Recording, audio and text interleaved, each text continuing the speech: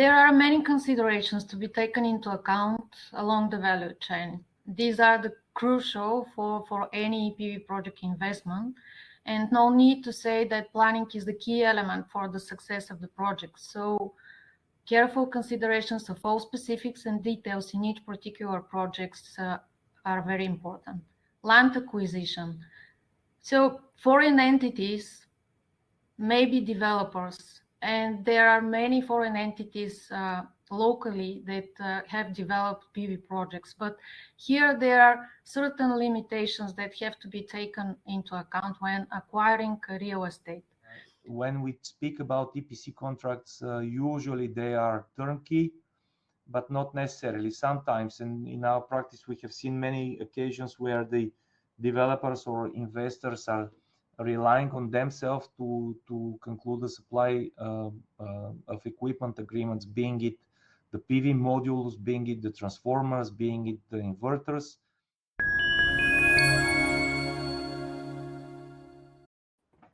Welcome everyone to this Sinovoltaics webinar.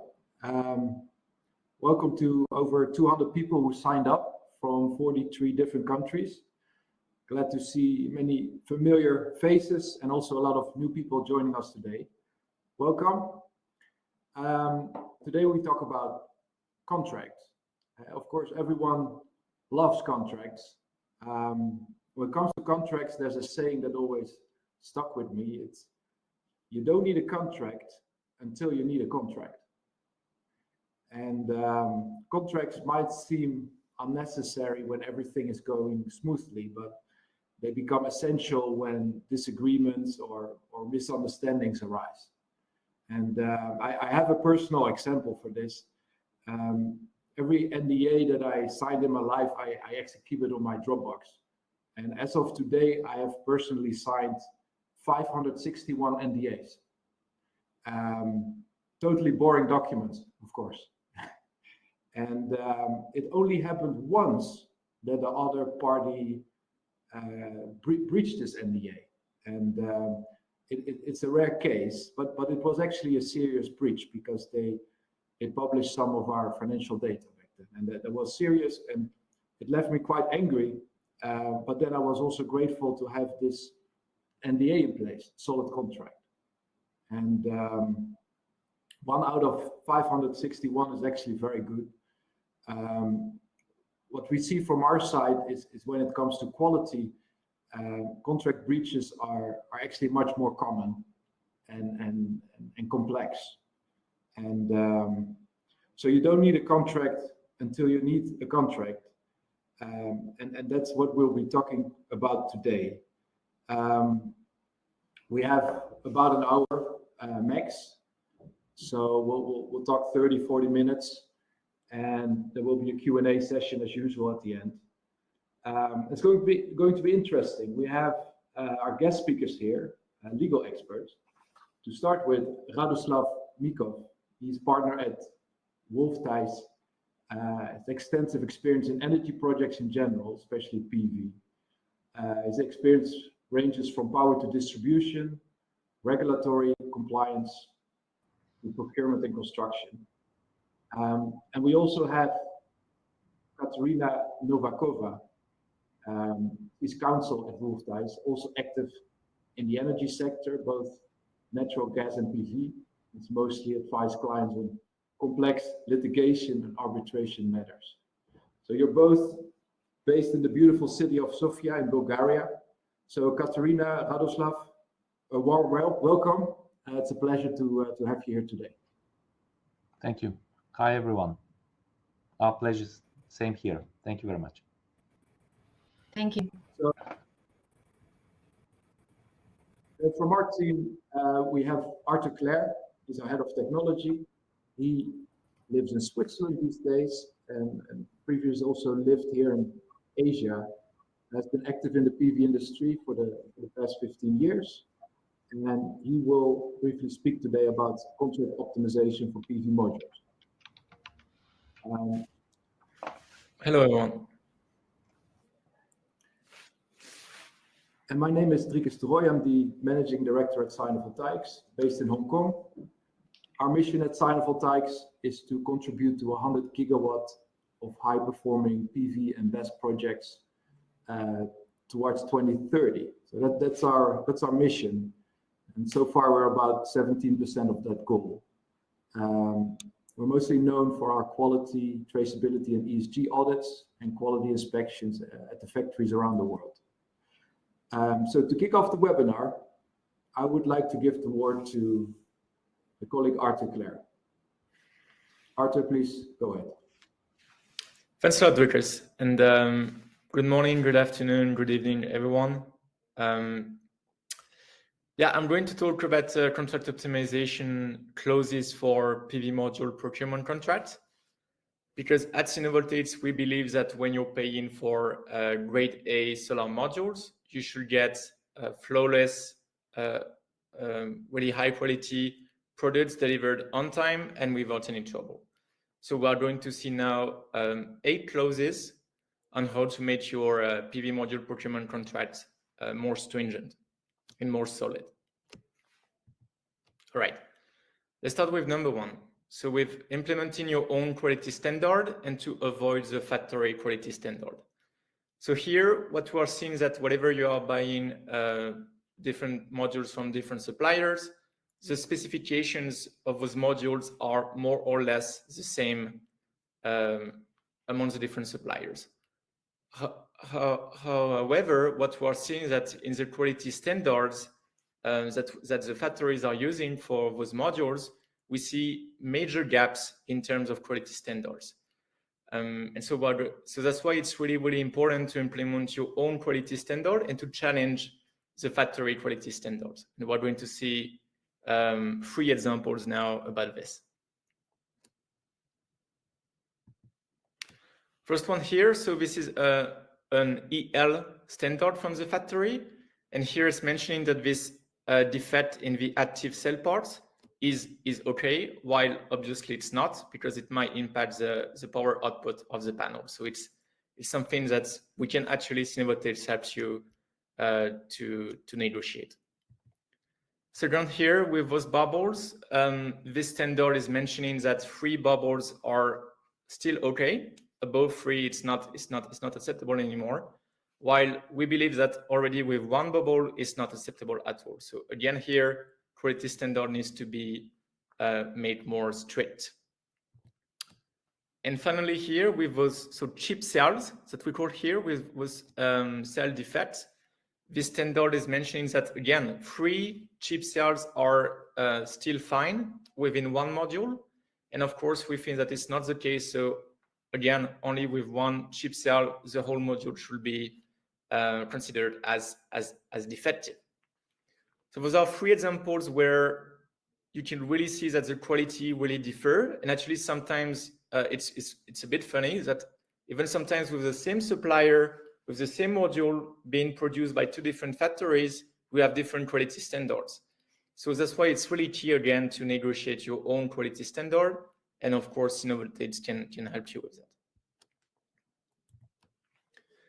Second clause on how to make your procurement contract stricter is to prohibit the usage of uncertified material combinations. So here you may have heard or you may have read in the news that of some projects where you had some delamination of the panels after only a few months or after a few years in the field. So of course your first questions are which brand was it, which module brand was it, and which batch sheet supplier was involved. So while of course sometimes the bad quality of the batch sheet is the reason, what we are seeing more usually is that the issue is a combination of the material. Because if we come back to the certification process of the module, if you think about UL or other certification for PV module, for example, IEC 61215, those modules of course need to be certified. So what is happening is that the PV module supplier, the Longi, the Jinko, the JA Solar, they will of course first produce those modules with a certain bill of material, ship those to the certification body, for example, TÜV Rheinland, TÜV Süd, or also UL, that will of course run some tests and will certify this module according to the IEC standard, for example. and give the certification to the module. But in order to be certified, the module needs to follow that exact same bill of materials, that exact same recipe, if you think. So again, because as soon as, for some reason, the supplier might use a different bill of material because of supplier issues and so on. But what you want to avoid for your project is are those bill of materials that are not certified to be used to manufacture your products, because in that case, your modules will not be certified. Number 3, to implement inspection procedures and acceptance criteria at the factory. So here, it boils down to, you should put in your contract everything that you want to do at the factory before shipment. So whatever that is pre-shipment inspection, performed maybe by Sinovoltaics or by your own team, and the details of what you want to perform in terms of pre-shipment inspection, whatever it is, usually EL, flash test, and visual inspection, the size of the samples, the sampling size, as well as the AQL, the acceptable quality limits. So all of those parameters, you want to put it in your contract in order to avoid last-minute exchanges and miscommunication with your supplier. And of course, if you want Sinovoltaics to perform the 100% EL service, it's usually better to put this in the contract. And also that all the modules you find with defects needs to be replaced directly at the factory.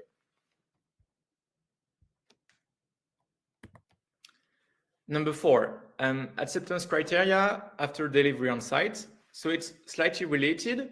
Previous clause was about the factory test to be performed at the PV module factory. And now we are switching to the on-site inspection. So in your site, maybe in the US, in Spain, or in Poland, maybe you want to perform some tests, and as such, the same, you want to put in the contract which tests you want to perform, what are the testing procedures, what are the consequences if you find issues. Those are really key points to put in the contract. Number 5, to store the quality data. So usually the supplier should send you the EL pictures as well as the flash test data for all the modules that are being shipped to you.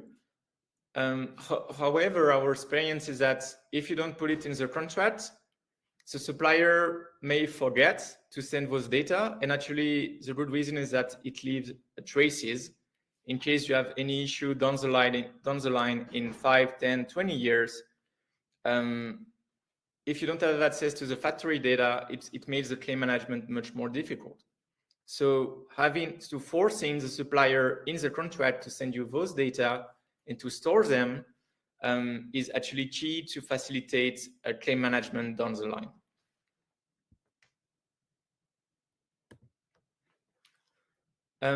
Number 6, penalty clause in case of delays. So here, as you can imagine, PV module suppliers, they have different clients. And of course, there are time of the year, maybe around Chinese New Year, or maybe right now around the Golden Week, where they have too many clients to just supply with. So in order to stay at the top of the list, what you want to do is to implement some penalty clause in case of delays for shipment. And so that way you will ensure that you stay, as I mentioned, at the top of the list. And even if there are maybe 10 clients to deliver at the same time, you will be among the top.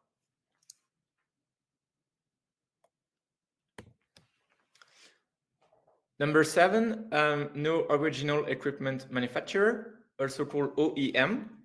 So what we mean here by OEM are not the sales suppliers, the batch suppliers, and so on. Those OEMs are also PV module factories that are authorized to produce the PV module brand module as well. So like all tier 1 manufacturers, they have at least, like the biggest ones, they have at least dozen of OEMs that they basically send production order in order to supply modules under the Longi, Jinko, JA Solar, again, all tier 1 brands.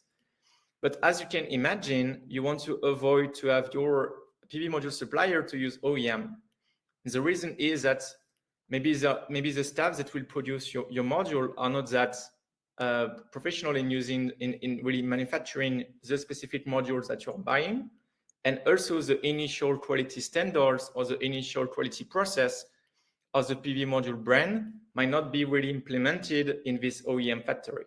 So that's why you want to put in your contract that you don't authorize OEM.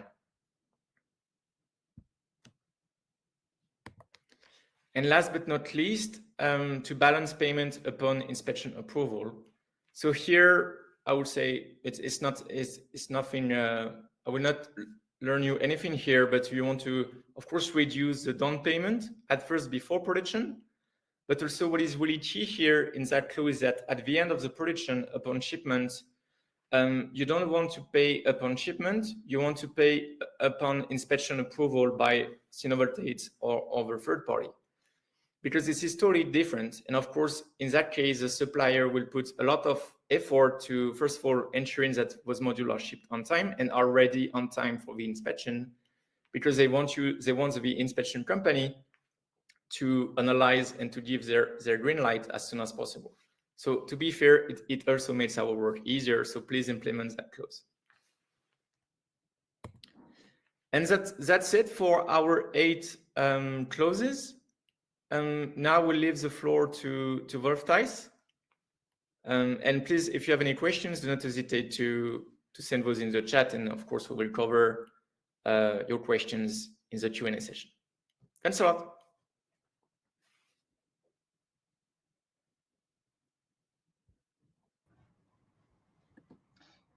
So thank you very much. Thank you, Arthur. Everyone hears me, I guess? First of all, thank you for joining the webinar. I also would like to really thank to Sinovoltaics for inviting us. We met Arthur earlier this year in one of the APSTE conferences here in Bulgaria. Very interesting. Myself and Katarina, we are with more than 20 years. Just few words about ourselves. 20 years in the energy sector. My stream came from the electricity. She's more in the natural gas. But in the last 10 years, we have been very, very dynamically and deeply involved in the development of the renewable projects in Bulgaria, and especially in photovoltaics. I saw the list of participants, and I know many of the companies we work with here in Europe and Central Eastern Europe. Some of you are outside Europe, and probably you don't know about Wolf-Thijs anyways. We are in 13 jurisdictions in Central Eastern Europe, and in Bulgaria we're since 2007. Just if we can skip to the next, go to the next slide, please. Or I should do it. Yeah, okay. I'll do it. Thank you. So yeah, this is on the left-hand side. I tried to put a few words about the dynamic developments of the Bulgarian renewable market in the last 12-13 years.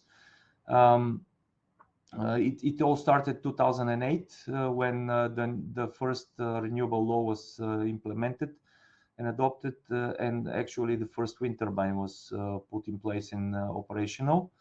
And for the next 2, 3 to 4 years up to 2015, 12, sorry, there was a boom in the renewables, primarily wind parks, but also photovoltaics.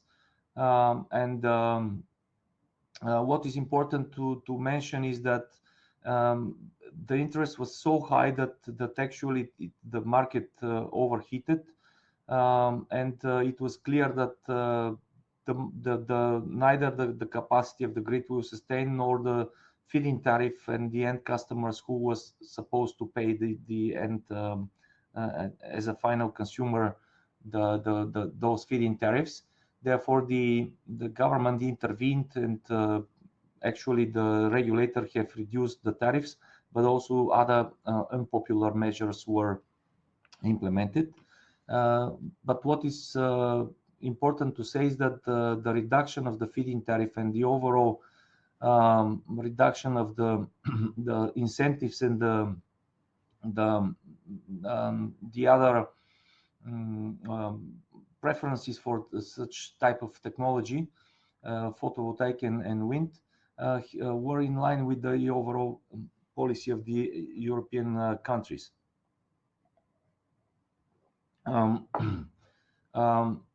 Now, as there were a number of projects already started in 2012, majority of those were completed within the 2012. But still, and I'll mention that once again, it was a shock to the investors and the developers, and basically for after 2012, for 8-9 years there were no new projects implemented on the Bulgarian market. Nevertheless, in Bulgaria in 2015 have reported to EU that it has reached its target of 16% for end consumption from end consumers from renewables with Horizon 2020. And in 2018, basically the Parliament adopted a bill by way of which the 2008-2011 support scheme was abolished.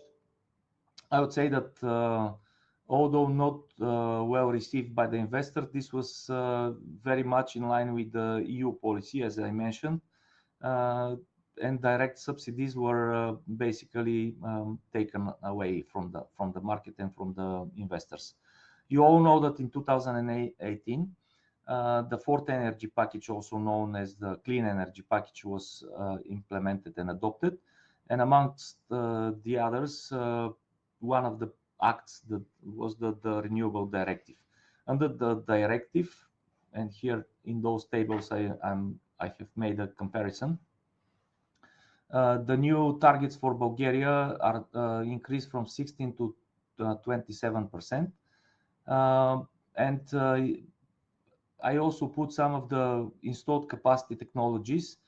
For photovoltaics, currently there are 2,000 megawatts. For wind, 701 megawatts.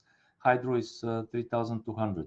About hydro, you should not be misled, because I should mention that in Bulgaria there was a historical large scale above 100 and 200 megawatts of hydro and pumped storage hydro, and therefore now the projection is 0, because basically the capacity for hydro in Bulgaria is almost exhausted. Therefore, the projection in order to reach the 27%, the estimations and up to under the assumption that all the lignite and coal power plants will be decommissioned in the next 5 to 10 years, it leaves the floor for about 4 gigawatts of renewable energy installations to be installed. What we've seen in the recent year and 2 years actually, approximately 1,000 megawatts of photovoltaics were installed, and basically both Thijs and me and Katarina, we were involved in advising developers, financial institutions, and investors, almost on 600 megawatts of those, so approximately 60%. The pipeline we see for the next year is another 1,000 megawatts. So it leaves the floor for another 2,000-3,000 megawatts to be installed in the next 2-3 years. So the target seems reasonable and realistic, and I hope that this will be indeed possible to implement within the time horizon of 2030. For example, the other day I understood from my sources that the TSO in Bulgaria have signed a preliminary connection agreements of approximately 7 gigawatts of installed capacity. But looking realistically at that figure, and based on our experience, when looking into available projects, their maturity on the market and what's the interest there, and knowing the developers, I would say that 50% of those projects are realistic. So I should say that 3-4 gigawatts overall is close to reality figure.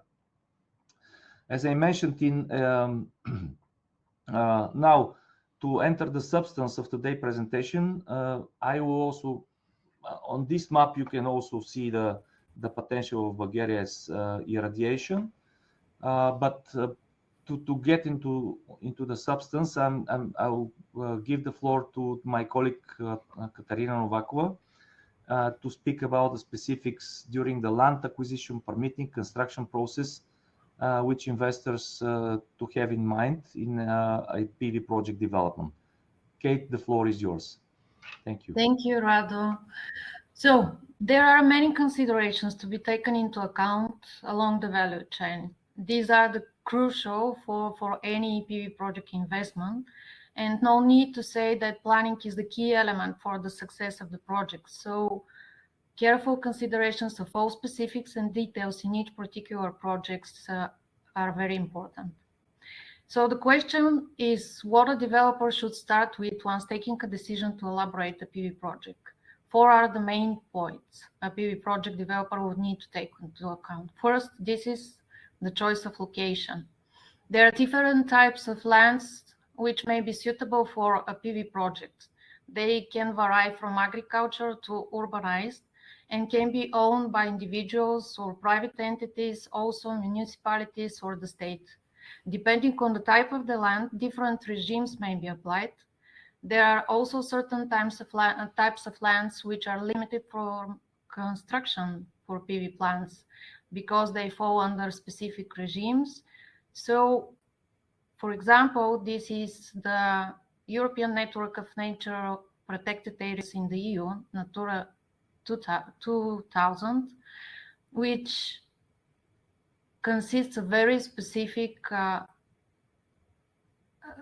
many specificities which are to be taken into account when a PV project is developed into such kind of network.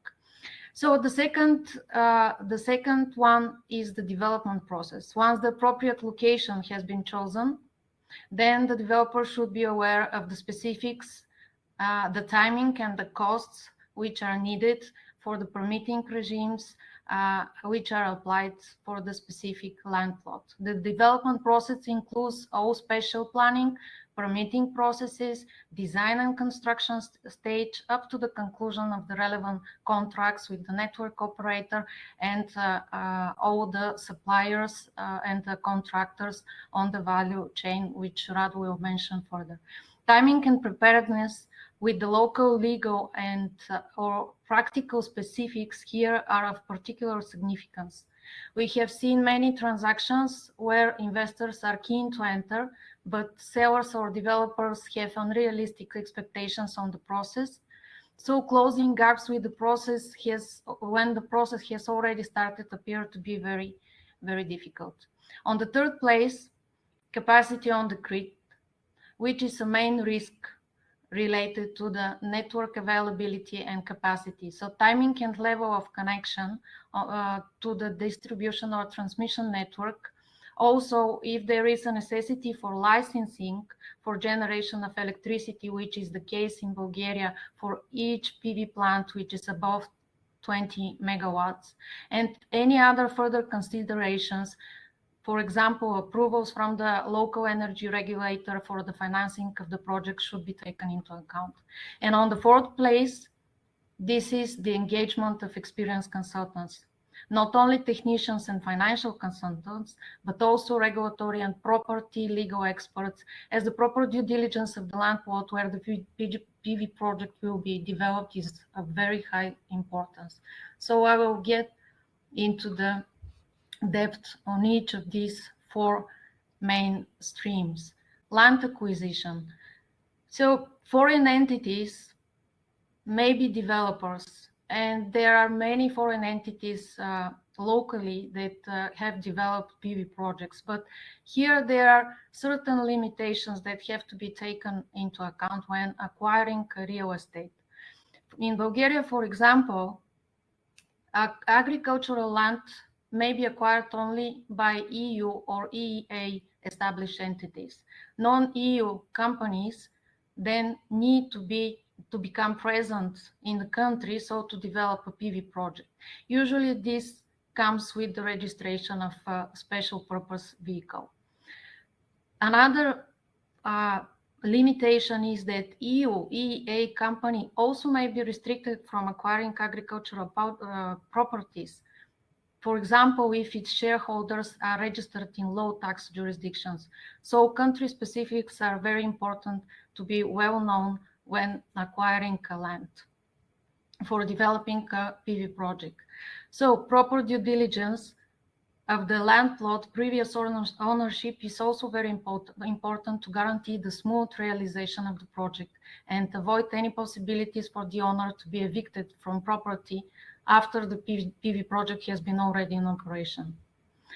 To be entitled to develop, construct and operate a PV plant, the developer should obtain valid property rights or obtain a construction permit. Specifics here locally are that lease of property is not possible, so this should be also taken into account. In Bulgaria, the lease is not possible to the extent that right to construct over the property will not be allowed. So construction right is an alternative to acquiring an ownership because it gives the right of the developer to construct over a third-party land. A developer should consider also that acquisition of land plot may be subject to real estate transfer taxes and VAT-related, or is a VAT-related transaction in certain cases, which is the case locally. So obtainment of a right to construct, for example, in a third-party land before the issuance of a construction permit is VAT-exempt supply, unless the seller agrees otherwise. So this is also a specifics in the certain country when the PV project, where the PV project is to be realized. So it should be taken into account. In case the developer opts for having only a construction permit, but not full ownership, the right to construct entitles the right holder to construct and own the building over the third-party land plot, and also to perform the construction permits, to construction works on the PV plant, to acquire the ownership over the renewable facilities, and to use the land for the purposes of the operation and maintenance of the renewable facilities. Please note that in certain cases, obtainment of construction right may be limited. For example, again, in Bulgaria, if the renewable project is developed in the state or municipal forest land, the developer may only acquire the land plot. So obtainment of the right to construct in such types of lands is not possible. Construction right needs to be realized in certain time. This is the case in most of the countries in the European Union. In Bulgaria, so the construction right needs to be realized in 5 years. Otherwise, it will be automatically terminated. It's also important to know that if the PV project has been transferred after construction, the owner of the land, the third party, may have a preemption right unless the transfer is done by other means. Such type of means is, for example, having the property as an in-kind contribution in an SPV. Also, construction right may be limited in time. In Bulgaria, this is 30 years, and after expiration, it should be noted that the landowner would automatically become the owner also of the facilities constructed on their land. So the developer would need also to obtain easement rights, which part of a type of limited property rights for the linear energy facilities needed for the connection of the PV plant to the distribution or the transmission network. The other stage of the development of the process is the spatial planning. So locally, the spatial planning includes the development of a so-called detailed development plan, or DDP. The DDP specifies how the land plot will be used, where the PV plant will be situated, and how it will be connected to the existing infrastructure, roads, water supply, and electricity, of course. The development of the DDP has to comply with the provisions of the relevant master municipality plan, and if the latter does not envisage the development of the PV plan, then it has to be amended first, and then the DDP can be elaborated. The DDP may cover more than one municipalities, in which case the authority that would approve it will be the ministry in charge, but not the local authorities, which has to be taken into account, as in most cases it's time-consuming procedure. The proper elaboration and approval of a separate parcelling plan is also required, again for the linear facilities. In case there are no particularities or impediments for the project, the DDP approval procedure usually in Bulgaria takes 5 to 6 months. It's not a very fast procedure, and it depends on a case-by-case basis. There is a fast-track procedure which can be used here, the so-called Integrated Project for Investment Initiative procedure, which allows the process time and deadlines to be decreased significantly, but it's costly procedure and sometimes is subject to certain preconditions imposed by local authorities. So it may be not compatible procedure to follow in some cases. Most of the PV projects are developed in agricultural lands or in urbanized lands, where when they are developing agricultural lands, so there is a separate procedure also to be complied with. This is the change of designation of the land from agricultural to for production purposes.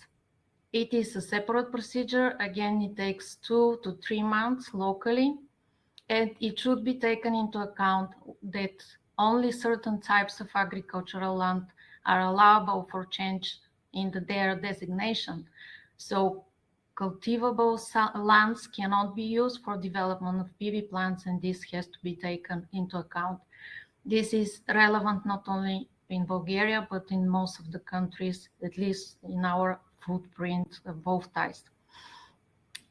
Again, other types of lands, as forests, for example, is also very limited to be used for PV plant projects, as there are legal limitations for changing of designation of such type of lands.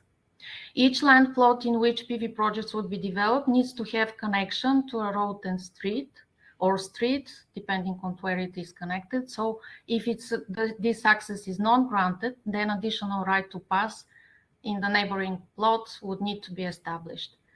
This happens by way of agreement between the owners or with the mayor or the state, depending on the ownership of the neighboring land plot. Utility networks and facilities servicing the renewable project, which include connection to the electricity grid, water, sewage networks, as the case may be, are to be developed by the respective utilities companies. And one of the separate sub-stages in the development process, which is very important and which is a precondition for each one of the following processes to be initiated, this is the obtainment of the relevant environmental authorizations. Such authorizations are required at the very early stage of the projects. Literally, this is the very first procedure to be initiated. This is a time-consuming, again, procedure, and depending on the case and the land plot engaged, it may exceed even 6 months. If the project is situated in more than one municipality, then, as I mentioned, the procedure could take longer because the competent authority for the authorization becomes the minister, but not the local authorities. PV projects, at least locally, are generally subject to screening procedure, which can also be omitted based on the decision of the relevant environmental authority. In any case, however, an appropriate assessment of the projects would be needed as to confirm that it would not affect adversely the protected areas or territories, as the case may be. None of the following stages, as I mentioned, may be initiated before the successful completion of the environmental authorization. So this is a very important step of the development process. The next step is the construction. The construction of the PV project is to be allowed. To be allowed, the developer would need to obtain a construction permit. This is obtained from the local authorities, and after all of the procedures that I mentioned previously have been successfully completed. The investment design usually consists of three parts: conceptual, technical, workmanship, and are developed by independent designers, specifically authorized by local laws to perform such activities. The main participants of the construction process, of course, are the developer, the EPC contractor, the designer, the construction supervisor, and the suppliers. Generally, EPC contractor may be local, but also foreign companies are allowed to construct in Bulgaria. In this case, they need to be registered in the local professional contractors registry. Rado will come back on this in a minute. There are specific local standards for construction of PV plants, which needs to be complied with, of course. In Bulgaria, the construction ends with the performance of 72 hours tests and signing of the so-called Protocol 16 for completion of construction. The PV plant need to be inspected and approved by the local authorities by issuance of the use permit. This is the final act that allows the PV project to start production. In Bulgaria, the use permit is issued after the inspection of the construction by specifically appointed commission of the National Directorate of Construction Supervision. The usual time of closing this milestone, the issuance of use permit, is a month following completion of on-site works, but in practice we see many deviations from this, unfortunately, which delay undesirably the project. So this is a risk, again, a timing risk, which should be taken into account in each project. And the final step in the development process, this is the connection to the grid. It's initiated by application to the respective network operator. In Bulgaria, this stage is separated in three.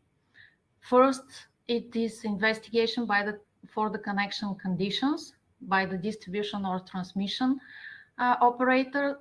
Then there is a preliminary connection contract concluded between the parties and a final connection agreement after all the other sub-stages have been completed. The procedure for connection is initiated by the developer, of course. If the PV plant is above 5 megawatts, then the TSO is the connecting operator. If they are below 5 megawatts, then the DCO is the right one.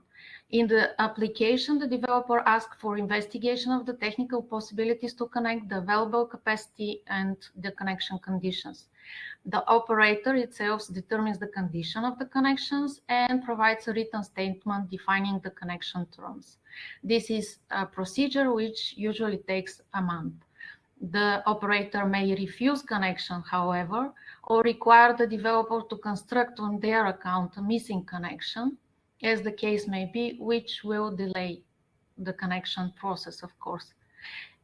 When the developer develops the missing connection, the construction connection facilities may be transferred to the operator afterwards. There is a legal procedure for that on local level. After the connection facilities have been constructed and put into operation, then a final connection agreement is concluded between the parties and the development process will be considered completed. Now I will pass back to Rado, who will give you further insights on the main PV project contracts, EPC, supply and O&M, and the key risks therein. Thank you. Thank you, Katarina. While I was typing some answers to questions, indeed, I mean, along the value chain of development of a PV project and also renewable project, you may say, and as started by Arthur, it's very important to have proper contractual framework agreements and all the arrangements so that you ensure that the entire process is well supported in practice from legal perspective, but also financial perspective and technical perspective.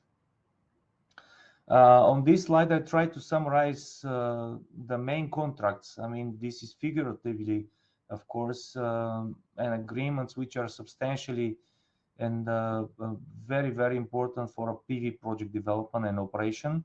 Namely, this is the EPC contract, which is engineering, procurement, and construction, the supply of equipment agreements, the O&M agreements, and the PPAs. Now, one bracket I should open is that when we speak about EPC contracts, usually they are turnkey, but not necessarily. Sometimes, and in our practice, we have seen many occasions where the developers or investors are relying on themselves to conclude the supply of equipment agreements, being it the PV modules, being it the transformers, being it the inverters. This is a tricky approach, though, because then lawyers should intervene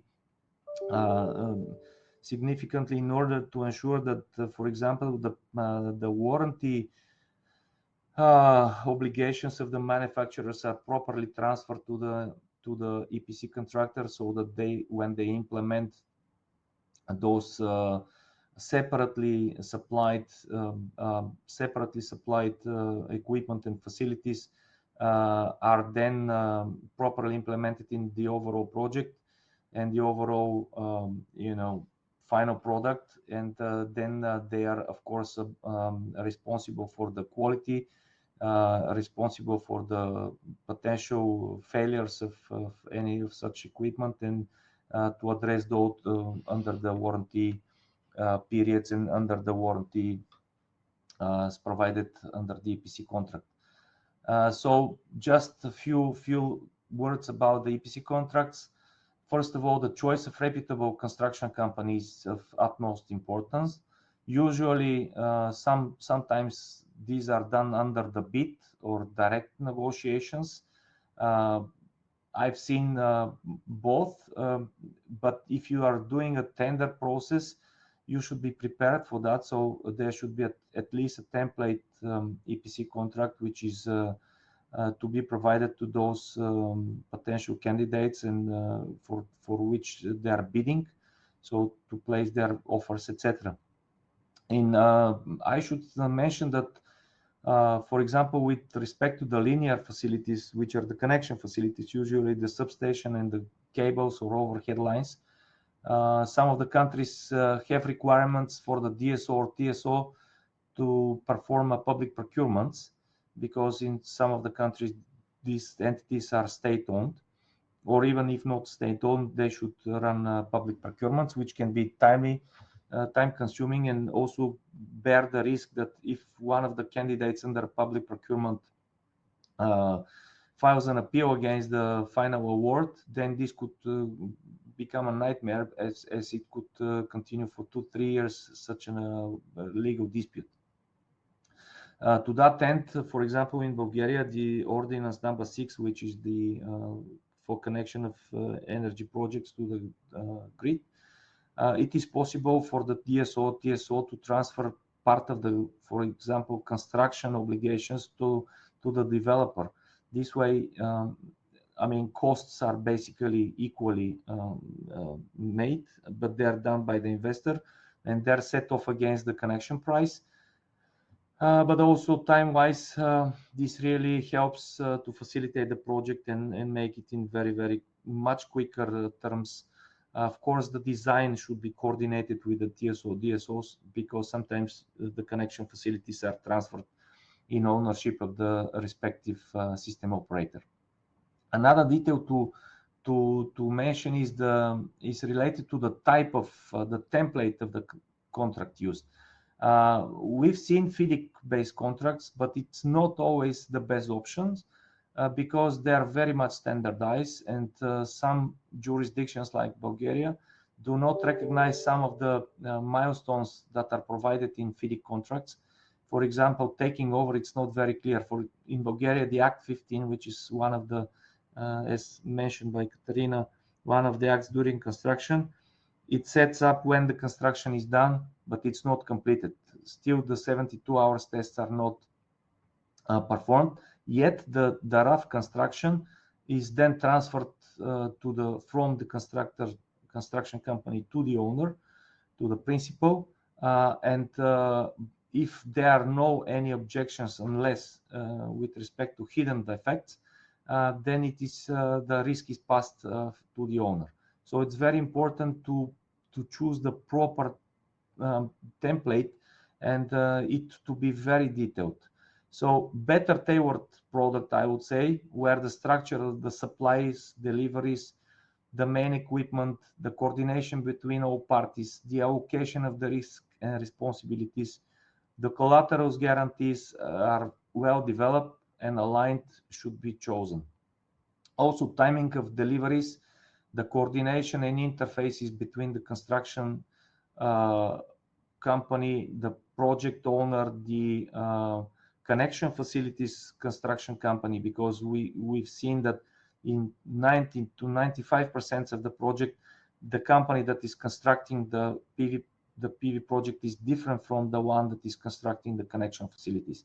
So the interface between those two is very important, as we had several occasions where a big project of more than 100 megawatts was ready to be tested and the connection facilities were still not ready. And this caused delays and potential claims from the construction company to the owner, because the owner had not ensured the connection facilities ready, so the tests are done. So clear milestone determination and how works and deliverables are accepted and completed respectively, paid, is another major consideration. As mentioned by Arthur, the tests on site or at manufacturer are very important. I'll come back to that, but this is something that should be considered in EPC contract too. The choice of applicable law and compliance with the local legislation and its reflection into the contract is very important, so to minimize or mitigate the potential disputes. Of course, the contractual details around the construction supervision, the health and safety on site, and full compliance with those should be ensured per se. I mean, for example, in Bulgaria, it is mandatory that the supervision control is a different company, certified company, which is different from the construction or designer. And this way it is ensured, for example, that there is independence and impartial supervisor, so they properly monitor the construction works and, of course, the overall performance of the works. With respect, especially to PV projects, of course, the EPC should address the performance ratio and the performance ratio guaranteed, how it's measured, when it's measured, and of course the associated liquidated damages if non-performance is established.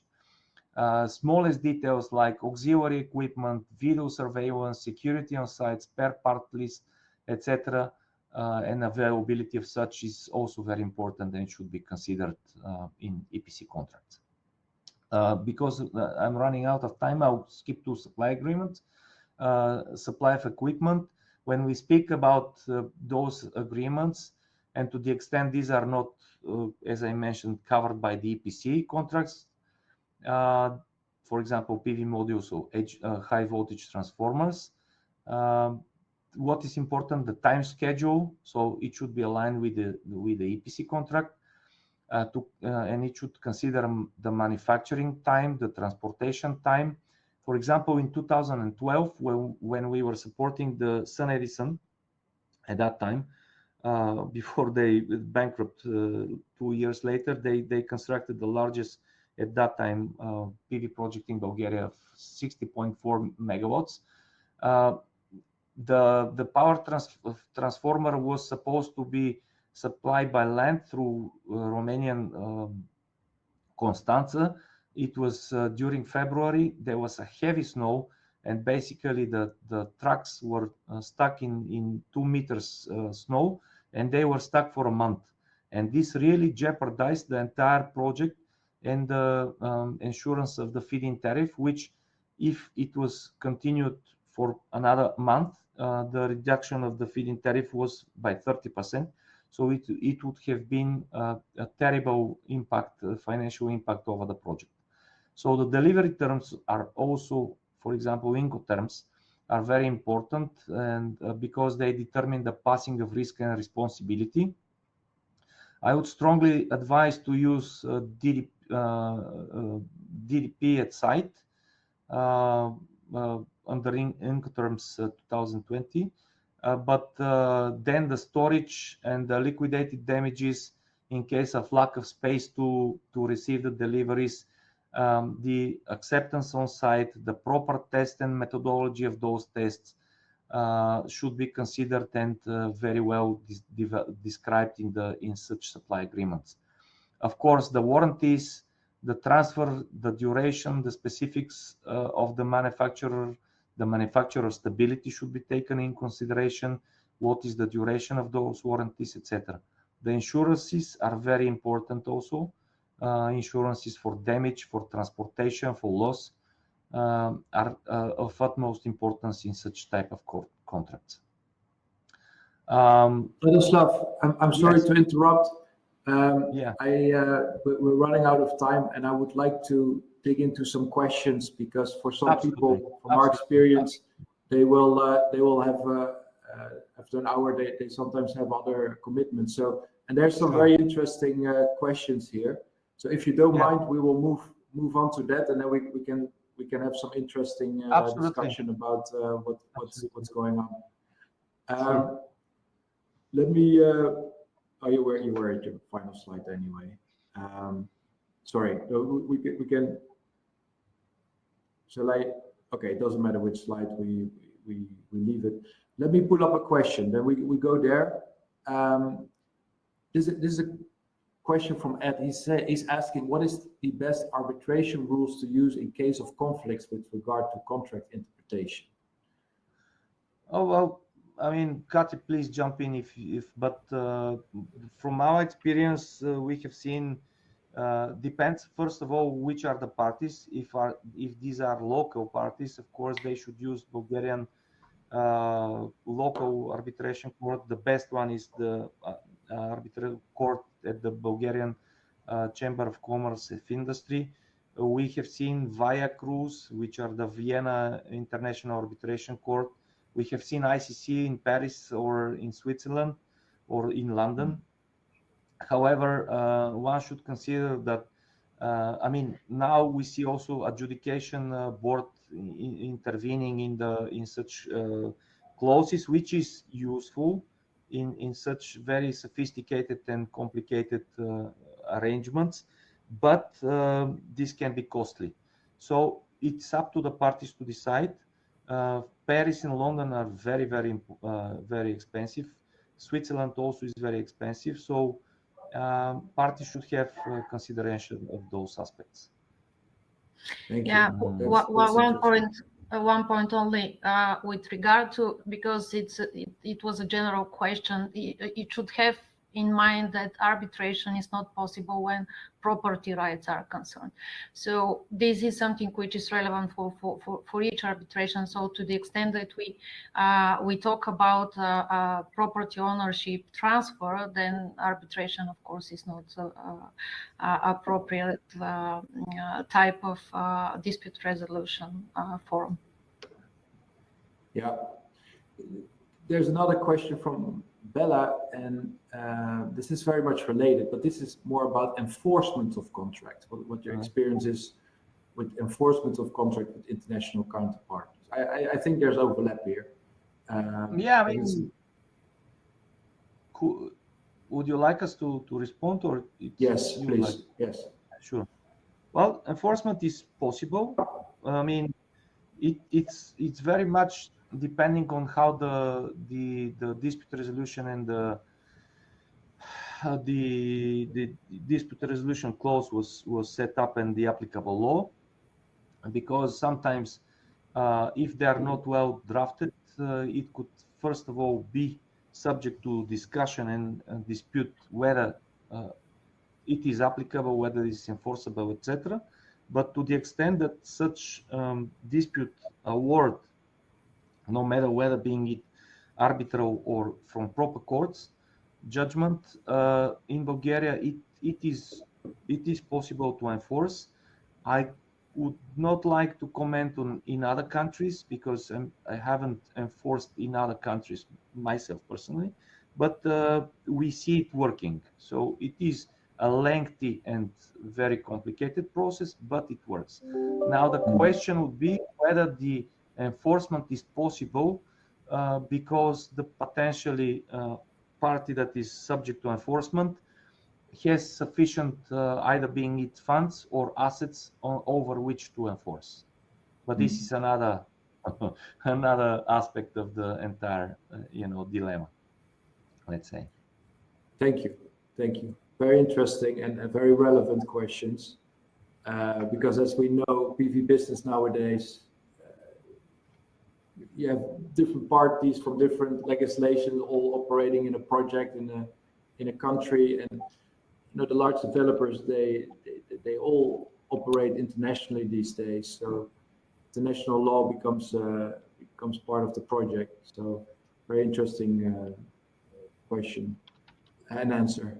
So this is a more quality related question. I don't know if you know about this, but I guess I could also comment on it. This is about EPC contracts. In terms of quality considerations, we come across more and more with claims for damages due to extreme weather conditions over the life of the system, especially hail.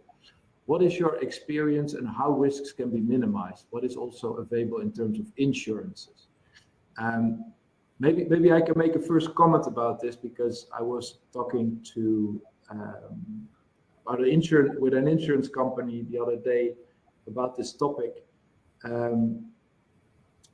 Actually, when I was at the RE Plus in the US, I was talking to a developer as well. What they say is that in the south of the US, you have these immense hailstorms with very large pieces of ice that can literally destroy a system. And the larger modules, they seem to be more vulnerable because of their larger size and thinner glass. And there are actually insurance brokers that charge more for the larger modules, and the savings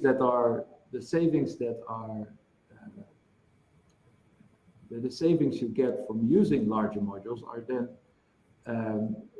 brought back to zero, because you pay over the years, you pay higher insurance costs. Now, I don't know if this applies everywhere, but this applies specifically in Texas, in the US. They were also talking about strategies to mitigate the risk of hail. And with the use of trackers, they have a system in place that when they expect a hailstorm, based on the weather conditions, they can move the panels vertically so that the impact of the hail is pretty much zero. So that's a way to avoid it. I don't know if you have any other comments on this topic, Radoslav? From my experience, we had very, very serious discussion recently under a PPA with respect to the force majeure rules and conditions and severe weather conditions, because it is important to distinguish those, as you mentioned. It is really, really crucial to determine in which cases and what is force majeure for the parties. There was around COVID-19 pandemics, there was a huge discussion whether COVID-19 would fall into force majeure or not as such event. It turned out that in majority of the cases it would not be considered as a force majeure, but if explicitly included in the provisions of the contract, it would basically trigger and be such an event. So the more specific you go into in details in each contract, the better. However, one should always have in mind that you cannot, and absolutely it's impossible to consider all the circumstances. But carefully tailoring and addressing the risks is important.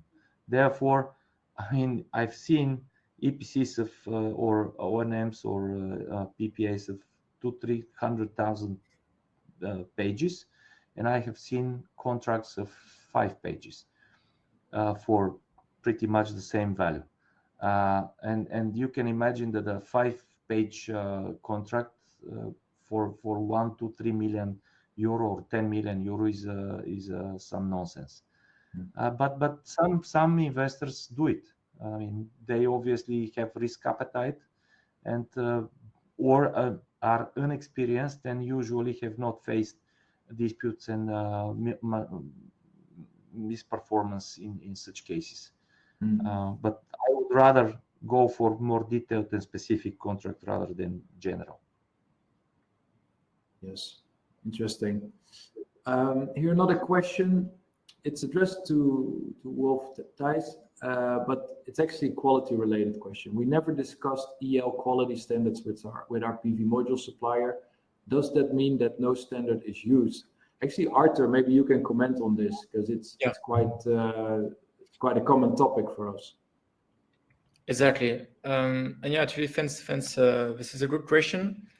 So, like on the legal side, I would say that if no standard is mentioned, it means that actually no standard may be used. But in the real world, you can really expect your PV module manufacturer to use his own standard his own factory standard, the standard ones. But as we have seen, you can expect to have massive defects to be allowed to be shipped to you. So it's not perfect. And so what we suggest is that you put the clause that we mentioned into your next contract, and that you negotiate EL standard for all your future projects. Usually those standards only need to be negotiated once per supplier, because they're supposed to use the same standard per module. Right. Very common. This is a very common topic, EL standards. So yeah, thanks for this question. Another one for Wolf Thijs. What are, from your experience, the main legal risks during construction phase? Well, actually, you already spoke about this, right? Maybe you can maybe highlight what do you believe is the top 3 or the number 1. It's maybe interesting to know. But you had a very clear overview already, actually. Yeah, but just Katarina very specifically spoke. But I should say, from my experiences, first of all, know your counterparty.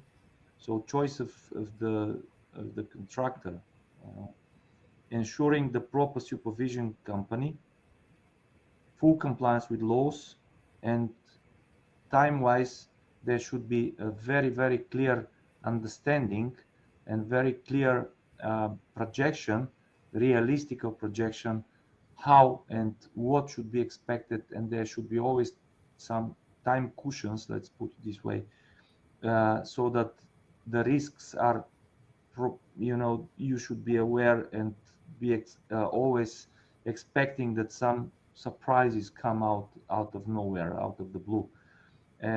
Whether it being the weather, whether it being the supply chain issues, whether it being some pandemics or otherwise, because usually such projects are financed by external financing.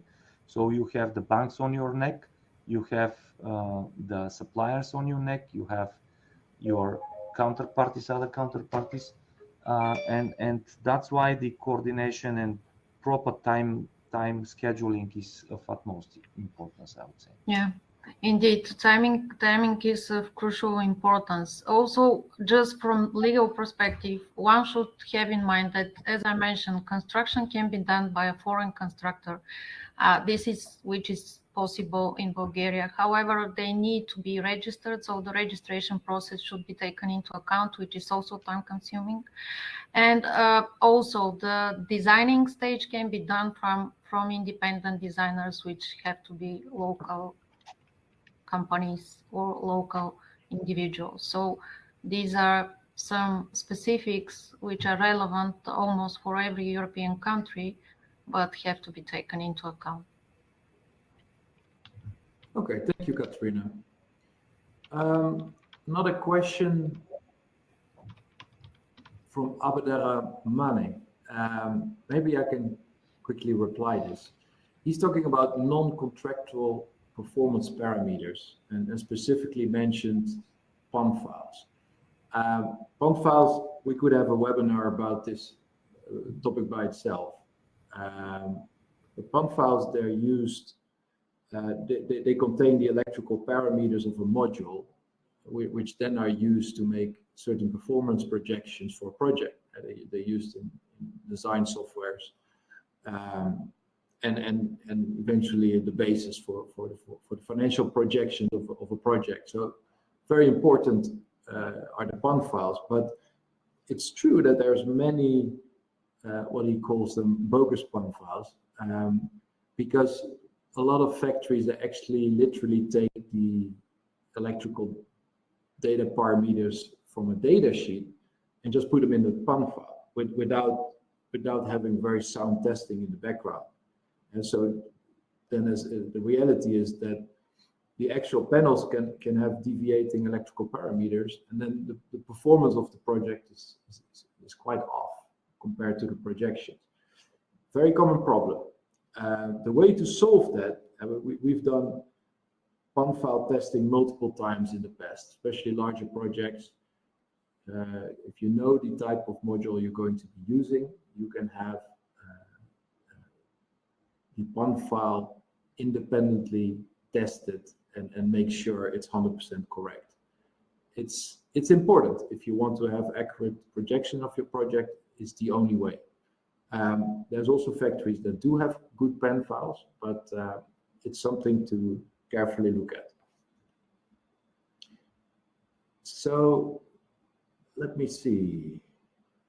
Okay, I see, Radoslav, you are actually answering some other questions in the chat. That's very good. Thank you very much. About the... Which one was that? There was... Okay, that was about battery storage. Yeah. Okay. Yeah. I think we're pretty much through the questions. There's one more from Julio Antonio. I think he's based in Africa, actually. He says, we don't have laboratory certification here. What can we do? Well, actually, it's very straightforward, because you can have fully tested equipment shipped over to you, and all the testing can be done at the factories. It's a very common thing that we do. So you don't necessarily have to do any additional laboratory testing at destination. It's not fully necessary. So that's not an issue at all. You can do all the testing at the factories. So I think we're through our questions. Thank you very much for all the excellent questions, and thank you, Katrina and Radoslav, for being present today. Very interesting. Gave me a lot of new insights, and I hope for the audience as well. So thank you very much, Arthur. Also, thank you very much. And thanks a lot for all the questions. Yes. Thank you very much to all participants for your time and questions. Yeah, thank you. Good. All right, thank you. Bye. And I hope to see you on the next webinar. Bye-bye. Bye. Bye-bye.